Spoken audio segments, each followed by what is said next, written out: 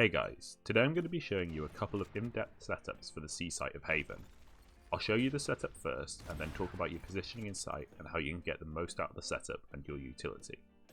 To be honest with you, this isn't my favourite site to defend as Cypher on Haven, but sometimes by mixing up the site you're holding as Cypher mid-game, you can catch the enemies off guard and trick them into pushing a well-defended site. First, let's talk about my basic, more aggressive setup. At the start of the round, I'll come through the garage and jump onto the window ledge.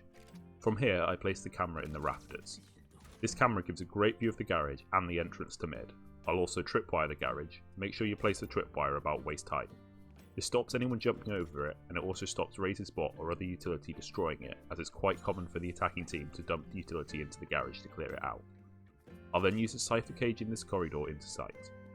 On C long, I'll place a tripwire and a Cypher cage at the entrance to sight. Make sure the enemies can't jump over the tripwire. With this setup, I like to play by the box on the front side of sight. From here you can shoot through the box at anyone caught by your tripwire on C long, and you can also help hold garage if the enemy team are aggressively pushing it. If the enemy team takes the garage, you'll want to rotate further back into sight or into your spawn.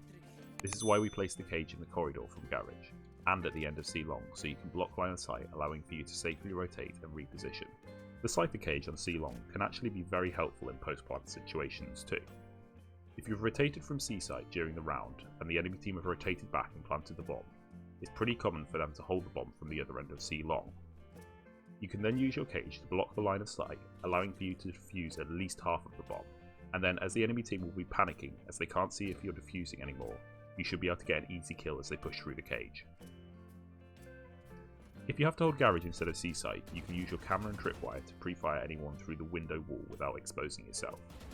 You can use your tripwire at the entrance to garage from mid if you want to play this aggressively, but also remember to shoot out the garage doors as people can use them as cover if they're not shot out. I have a variation of this setup which is more passive and gives more information about the site if you have to rotate away and help with an attacking rush. The setup at the end of C long is the same, but I'll move both my cage and tripwire to the end of the corridor from garage to sight. I'll then use my camera as high up on this wall as possible, as it gives an excellent view of the site and the corridor to garage. This camera is so good because it shouldn't be spotted by the enemies, even if they clear that corner as they enter sight, as it's well above their field of view. For this setup, I like to play behind the boxes in the middle of sight. One tip is that you should hardly ever peek C long. It's just likely that an enemy will be holding that lane, and if you peek it, you will just die. This is why the tripwires are at both entrances to sight, and your camera can see anyone in sight. They give you information without having to risk your own life. By playing passively and letting the enemies enter sight before you act, they're in a much worse position with no cover.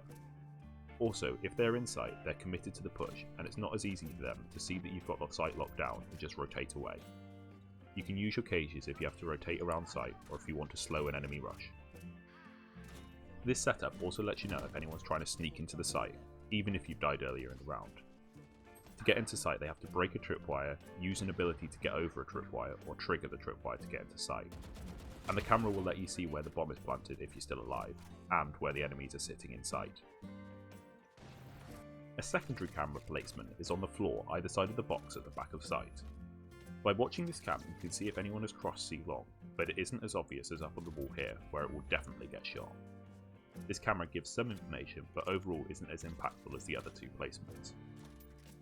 I've made Cypher setups for all sites in the game, so if you want to learn effective ways to hold more sites, please subscribe and keep up to date, and check out the playlists in the end cards.